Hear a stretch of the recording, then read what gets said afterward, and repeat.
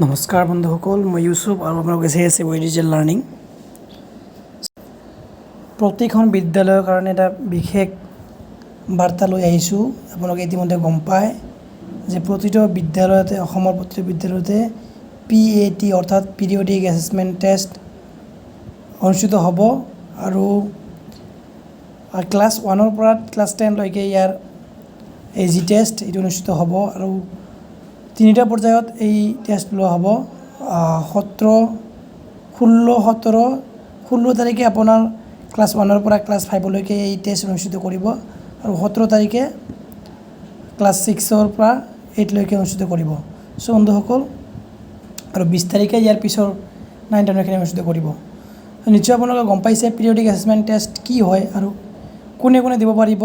মই থুলমূলকৈ আপোনালোকক জনাম যে অসমৰ প্ৰতিটো বিদ্যালয়, চৰকাৰী বিদ্যালয়সমূহত এই PAT অৰ্থাৎ পিৰিয়ডিক এছেছমেণ্ট টেষ্ট অনুষ্ঠিত কৰিব লাগিব আৰু যিসকল বিদ্যাৰ্থী বা শিক্ষাৰ্থীৰ নাম শিক্ষাহিতত অন্তৰ্ভুক্ত আছে কেৱল সেইসকলেহে এই টেষ্ট দিব পাৰিব। কেনেকৈ হ'ব, কি ধৰণৰ হ'ব, কুৱেশ্যন পেপাৰ হ'ব, কেনেকৈ লাভ কৰিব, সকলোখিনি মই আলোচনা কৰিম বন্ধুসকল। আৰু এই টেষ্টটো মূল্যাংকনৰ কাৰণে বা এছেছমেণ্টৰ কাৰণে কৰা হ'ব বুলি ইতিমধ্যে আপোনালোকে গম পায়। ইয়াৰ উদ্দেশ্য হ'ল শিক্ষাৰ মান নিয়মিত মূল্যাংকন কৰা, ছাত্ৰ ছাত্ৰীৰ শিক্ষাৰ স্তৰ বুজি পোৱা, শিক্ষকসকলক শিক্ষাদান পদ্ধতি উন্নত কৰিবলৈ সহায় কৰা। এই 3টা হ'ল ইয়াৰ মূল উদ্দেশ্য এই এছেছমেণ্টৰ। প্ৰথম পৰ্যায়ত 16 তাৰিখে হ'ব, আপোনালোকে ইতিমধ্যে গম পাইছে। মেইন কথাটো হ'ল আপোনালোকে কেনেকৈ এই টেষ্ট ল'ব বা কুৱেশ্যন পেপাৰসমূহ কেনেকৈ লাভ কৰিব। প্ৰথমত হ'ল যি প্ৰথম শ্ৰেণীৰ পৰা 5ম শ্ৰেণীলৈকে এই টেষ্ট হ'ব। 40 মাৰ্কৰ কুৱেশ্যন থাকিব আৰু কোনো OMR বেছড কুৱেশ্যন নাথাকে। ইয়াতে মাল্টিপল চইচ কুৱেশ্যন হ'ব।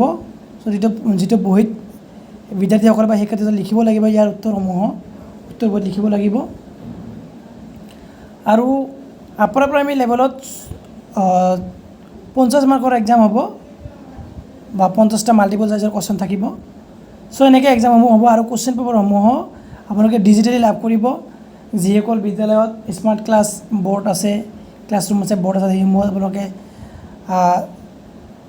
প্ৰথমে অলৰেডি গম পায়। CSE ছাৰৰ সৈতে আপোনালোকক ইয়াৰ বিষয়ে এডুকেশ্যনেল ব্লকত আপোনালোকক জনাইছিল কেনেকৈ কি হ'ব, গোটেইখিনি আপোনালোকে গম পায়। আৰু যিসকলৰ স্মাৰ্ট বৰ্ড বা ডিজিটেল ক্লাছৰুম নাই, সেইসকলে প্লে' ষ্ট'ৰৰ পৰা ক্লাছৰুম নামৰ ছফ্টৱেৰ এটা ডাউনলোড কৰিব লাগিব। তাতে আপোনালোকে এক্সামৰ 1 ঘণ্টামান আগতে গোটেই কুৱেশ্যন পেপাৰসমূহ লাভ কৰিবলৈ সক্ষম হ'ব। সেইখিনি আছিল কিছু কথা বা ইনফৰ্মেশ্যন। আৰু যদি